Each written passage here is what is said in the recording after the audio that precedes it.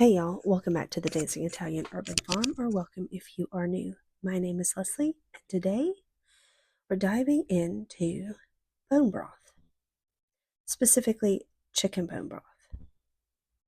And chicken bone broth, it's warm, nourishing, and packed with benefits. But what really makes it so good for you, and how do you make it perfect batch at home? Well, that's what we're diving into today. Everything you need to know about chicken bone broth, its history, nutrition, and I'm going to tell you how I make mine. Have you ever tried making bone broth before? Just let me know in the comments, yes or no. I want to see how many first timers we've got watching today.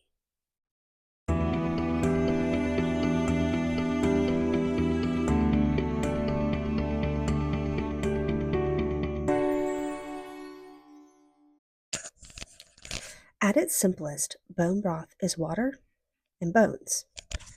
You can add vegetables or herbs if you like to, but you don't have to. The most important ingredient is time. But here's the difference between stock, broth, and bone broth. Stock simmers for just a few hours.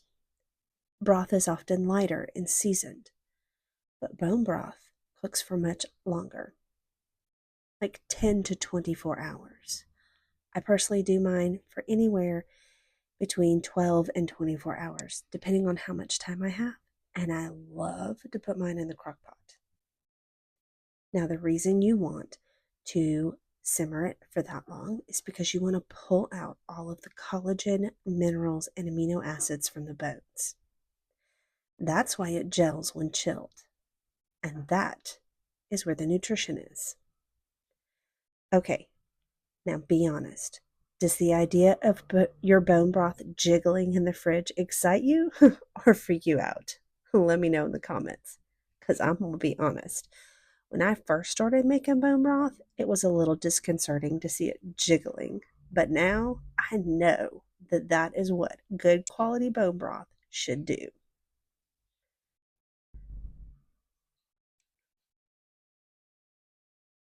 Now, bone broth has been a part of human cooking for thousands of years.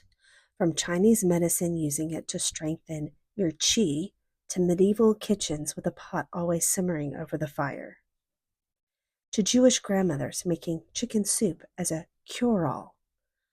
When we make bone broth today, we're continuing a tradition as old as cooking itself.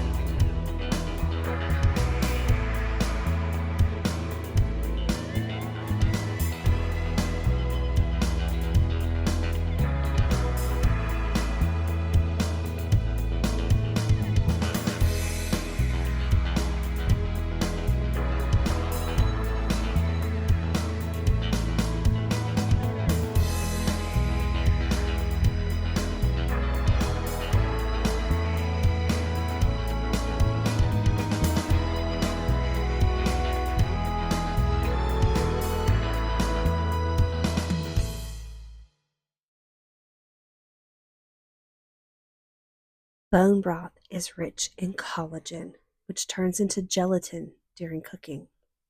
It's great for skin elasticity, your joints, and your gut health. It also contains amino acids like glycine, which can support better sleep, and glutamine, which helps repair your intestinal lining. And while the minerals like calcium and magnesium are in small amounts, they're easy for your body to absorb. I love having bone broth on hand. I can just pour it in a mug and heat it up and drink it, sip on it throughout the day. Or my favorite way to use it is as a base for soup or other dishes that require some sort of broth or water, like making rice. These are all great ways to use your bone broth and get that nutrition in your body. Now, if you've tried bone broth, have you noticed any benefits from drinking bone broth regularly? Maybe for digestion or joint health? Share your experiences. It might help someone else watching. And who knows? Maybe you'll find a new suggestion in the comments below.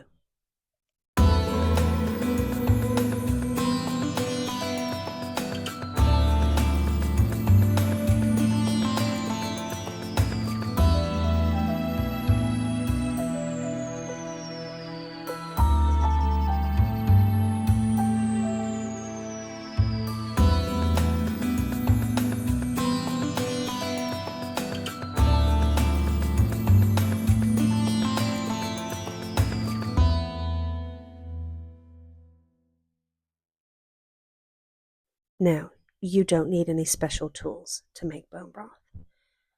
But here are some things that will help. A big stock pot or a slow cooker. Like I said, I love to use my slow cooker to make bone broth. You need a fine mesh strainer and freezer-safe jars or ice cube trays for storage. Or you know what I do? As you can see in this video, I pressure can mine.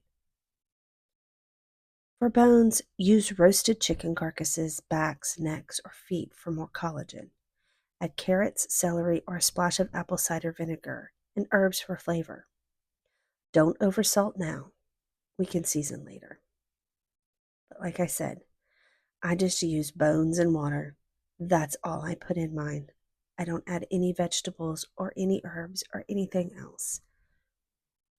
Just chicken bones and water and thyme. So at its most basic, that's all you need.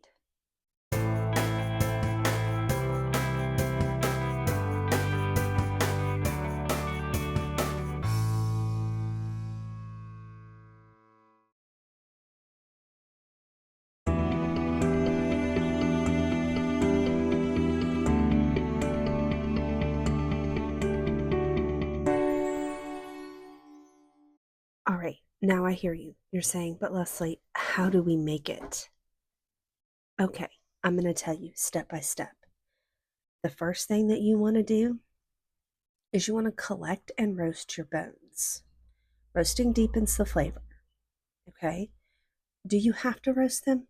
No, you don't. You can just put them in there.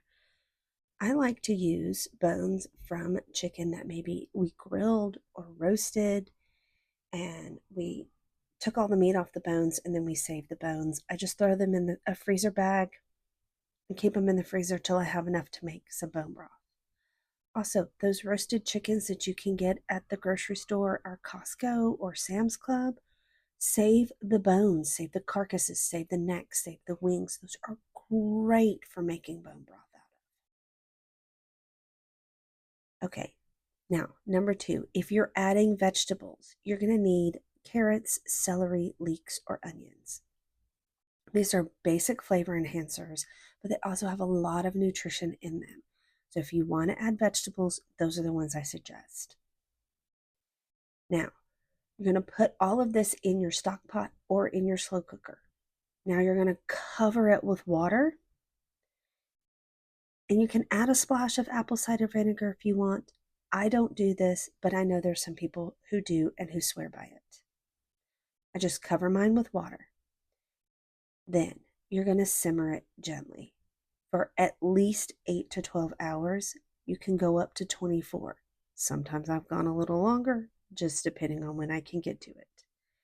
Now you can skim the foam in the first hour or not. I just put mine in the slow cooker and set it and forget it. And you want to let it cook. You want to let it cook. Now if you're doing it on the stovetop in a stock pot, you want to stir it every once in a while to keep it from sticking on the bottom. And then, once it's simmered for the length of time that you have, again, at least 8 to 12 hours, you want to strain it and cool it. I like to turn my slow cooker off and give it a couple hours to kind of not be so hot, and then strain it into a container that's big enough to hold it. I like to use a gallon-sized pitcher because it's just easier. And then you're going to chill it. I like to stick mine in the refrigerator overnight. That way you can take all the solid fat off the top. The fat's going to rise to the top and it's going to solidify on the top, and it's really easy to remove. And then once you've done that, literally you just put it in your containers and you can freeze it, keep it in your fridge for several days, or as I like to do, I like to pressure can mine. Okay, now if you are short on time, the Instant Pot gives you a rich broth in just 2 to 4 hours. It's not going to have as much of the nutrients as letting it simmer for a long time, but you are going to get a good broth. All right, now I want you to pause the video and go start your own batch of bone broth right now. I'll wait.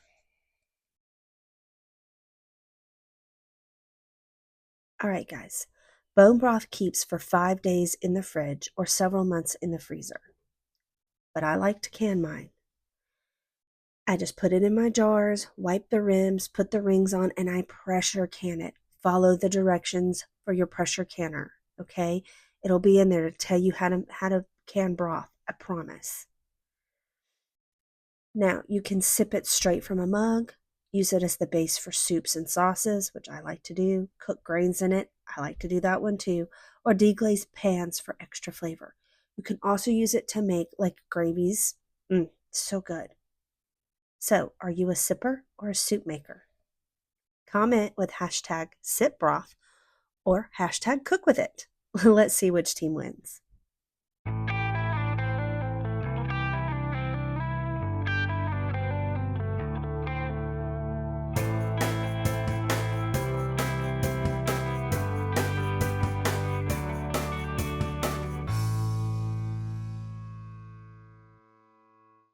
All right, guys, bone broth is more than a wellness trend. It's a tradition that nourishes your body and brings comfort to your kitchen. Whether you drink it daily or just use it for cooking, you'll never go back to store-bought once you've made your own. So make a batch this week and let me know how it went in the comments. If you found this helpful, hit the like button, subscribe, and share this video with a friend who could use a little kitchen inspiration.